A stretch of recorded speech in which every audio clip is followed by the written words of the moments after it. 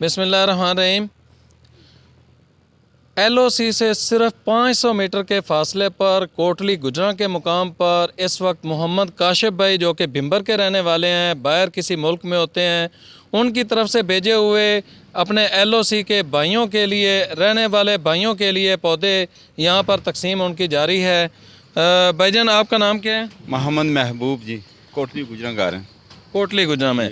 महबूब भाई, ये बताएं कि काशिफ भाई ने ये जो पौधे आप लोगों के लिए भेजे हैं, इसके हवाले से आप क्या कहेंगे?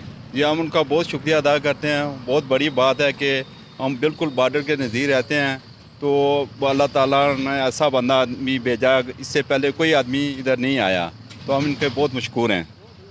अच्छा, दरख्त लगाने के फ़ायदे क्या हैं इस एरिए में ख़ास कर? दरख्त लगाने के बहुत ज़्यादा फ़ायदे हैं सर। एक तो ये गोलाबारी होती है, गोलाबारी जब ये दरख्त में पड़ते हैं तो आदमी कम से कम बचत हो जाती है इसमें।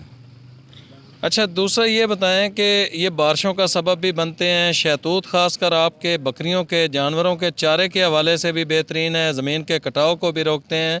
तो आप क्या कहना चाहेंगे, अगर आप लोगों को फलदार पौधे कोई देना चाहे तो उसका आप लोगों को कितना फ़ायदा होगा? सर, उसका भी बहुत ज़्यादा फ़ायदा है, दवाई भी निकलेगी, बहुत बड़ी बात है।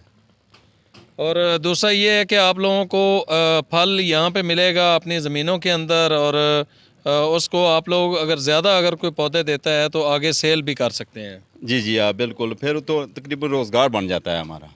बिल्कुल ऐसे हैं। तो LOC के ऊपर रहने वाले भाइयों के लिए आप लोग ज़्यादा से ज़्यादा फलदार पौधे गिफ्ट करें, ताकि इनकी जो मुश्किलात हैं वो थोड़ी सी कम हो सकें।